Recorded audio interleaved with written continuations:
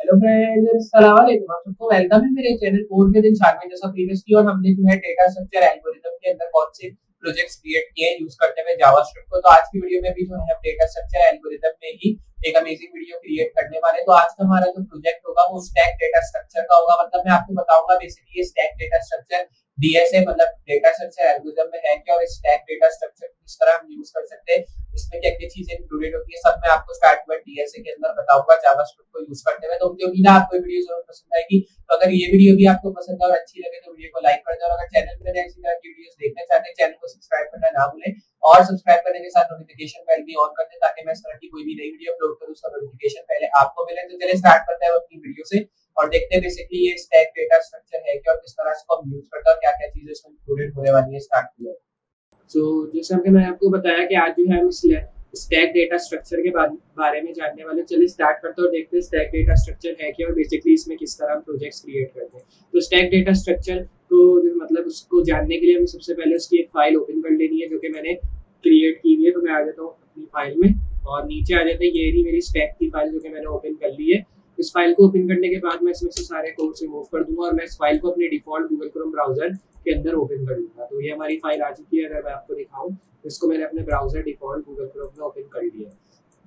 इस फाइल को ओपन करने के बाद मैं इसको करूंगा साइड बाय साइड कुछ इस तरह, और मैं इधर से जो है कुछ कोड्स डालूंगा। जैसे मैंने स्टार्टिंग HTML के कोड्स डाल दिए इधर। तो ये करने के बाद इधर एक टाइटल दे देने। टाइटल में मैं लिख दूंगा स्टैक इन जावास्क्रिप्ट।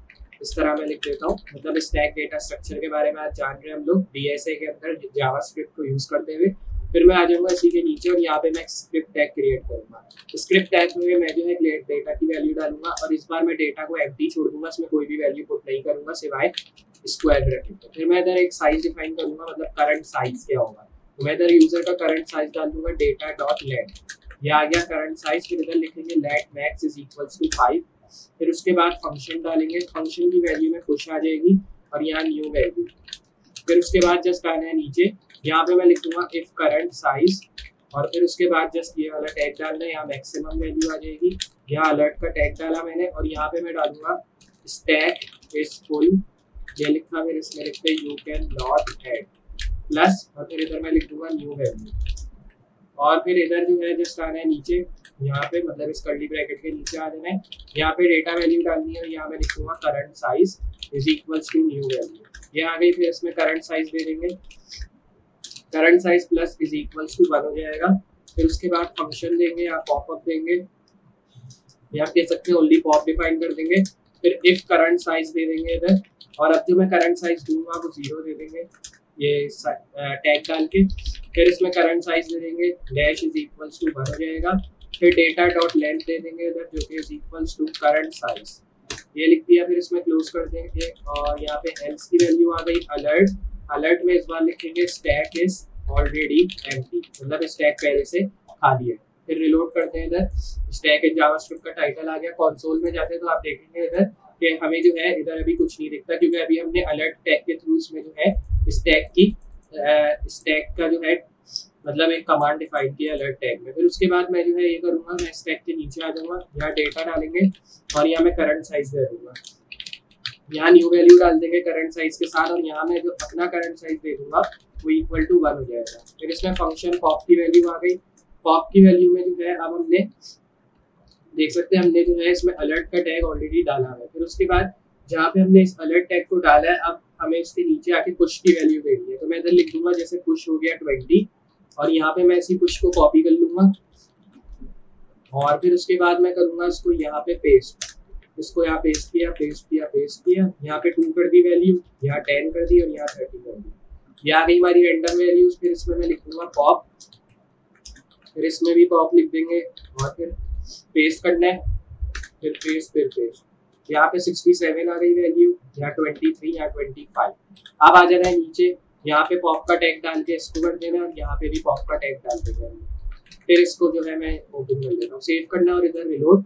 तो अब आप देखेंगे हमें जो है इधर अभी वैल्यू शो नहीं हो रही है, क्योंकि हमने ऑलरेडी इधर ये टैग डाला है। अगर मैं एक काम करूँ, अगर मैं इसको रिमूव कर दूँ जो पॉप वैल्यूज हमने डाली है, तो आप देखेंगे अगर मैं इसमें डेटा करंट वैल्यू डालता हूँ तो यहाँ पे आपको जो आपकी करंट वैल्यू है वो शो हो जाएगी।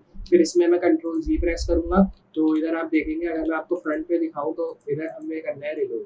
फिर इसको मैं इंस्पेक्ट पे जाके देखूंगा तो आप देखेंगे कंसोल पे जैसे ही हम आते हैं तो इधर हमें अभी कुछ डेटा डिफाइन नहीं होता क्योंकि हमने इसमें जो है अभी बॉन्ड का टैग डिफाइन नहीं किया। तो मैं इधर लिखता हूँ कंसोल डॉट बॉन्ड और यहाँ डेटा। फिर उसके बाद यहाँ एक हेडिंग भी दे देते हैं। हेडिंग में जो है मैं दे दूंगा H1 और यहाँ लिखेंगे स्टैक इन जावास्क्रिप्ट क्योंकि हम जो है स्टैक डेटा स्ट्रक्चर के बारे में आज की वीडियो में जानेंगे। सेव करके रिलोड करता हूँ तो आप देखेंगे अब हमें डेटा वैल्यू शो हो रही है। जैसे 0 पे 20 वैल्यू शो हो गई, 1 पे 30 शो हो गई और 2 पे हमारी जो वैल्यू है वो 25 इसमें शो करा दी। मतलब 3 डेटा एलिमेंट्स मैंने इधर डाले जो कि मुझे मेरे बॉक्स में मतलब मेरे स्क्वायर ब्रैकेट में शो हो चुके हैं। हालांकि मैंने ऊपर डेटा एलिमेंट में नहीं डाले, मैंने नीचे डिफाइन किया उनको। मैंने कहा 0 से लेके जो है 3 तक मुझे वैल्यूज दो, तो नीचे जो है मैंने पुश टैग में वैल्यूज डाली हैं और इस पुश टैग की वैल्यूज के थ्रू हमें जो है ये इधर मेरी वैल्यू शो हो चुकी है। और इसने मुझे लेंथ शो करा दी कितनी है, तो 0 लेंथ है तो उसने 0 शो करा दी। 0 से 2 तक इसने इधर लिखा है क्योंकि 0 से काउंट करता है, वरना ये 3 वैल्यूज ही हमने डाली नहीं है। तो बेसिकली इस तरह जो है आप स्टैक डेटा स्ट्रक्चर को यूज कर सकते हैं अपने प्रोजेक्ट्स के अंदर। लेकिन खास करके आपको एक कंसोल डॉट बॉन्ड टैग का यूज करना बहुत जरूरी है क्योंकि अगर आप इस टैग को यूज नहीं करते तो आपको एरर शो होंगे। एरर से मुराद मतलब एरर आपको शो नहीं होगा, लेकिन आपका जो मतलब जो आपने चीज क्रिएट की है इन टैग्स को लिख के वो भी आपको शो नहीं होगी। तो कंसोल डॉट बॉन्ड डिफाइन कर दें और उसमें डेटा वैल्यू भी जरूर डाल दें। डेटा वैल्यू डाल दें, डेटा डाल दें। अगर डेटा में आपने वैल्यू डाली होगी तो जब आप कंसोल डॉट बॉन्ड में डेटा डालेंगे तो आपको वैल्यू ऑलरेडी शो हो जाएगी। जैसे मुझे 3 वैल्यू शो हो रही है, लेकिन मैंने इसके थ्रू नहीं डाली, मैंने वैल्यू पुश टैग के थ्रू डाली है, इसलिए मुझे इधर शो हो रही है। लेकिन डेटा टैग फिर भी डिफाइन करना जरूरी है क्योंकि हमने इसके थ्रू लेंथ क्रिएट किया है, अलर्ट क्रिएट किया है, फिर फंक्शंस क्रिएट किया है इसलिए। तो मुझे उम्मीद है आपको ये वीडियो पसंद आई होगी और आपको समझ में आया होगा बेसिकली स्टैक डेटा स्ट्रक्चर होता है और किस तरह इसको डेटा स्ट्रक्चर एल्गोरिथम्स में हम जावास्क्रिप्ट के थ्रू यूज कर सकते हैं। तो अगर आपको ये वीडियो पसंद आई और वीडियो अच्छी लगी तो वीडियो को जरूर लाइक कर दें और अगर चैनल पर नए इस तरह की वीडियोस देखना चाहते हैं चैनल को सब्सक्राइब कर दें और सब्सक्राइब करने के साथ नोटिफिकेशन ऑन करना ना भूलें ताकि मैं कोई भी इस तरह की नई वीडियो अपलोड करूँ उसका नोटिफिकेशन आपको पहले मिले। तो मैं मिलता हूँ अगली वीडियो में इसी तरह की अमेजिंग और हेल्पफुल चीजों के साथ। तब तक के लिए अल्लाह हाफिज।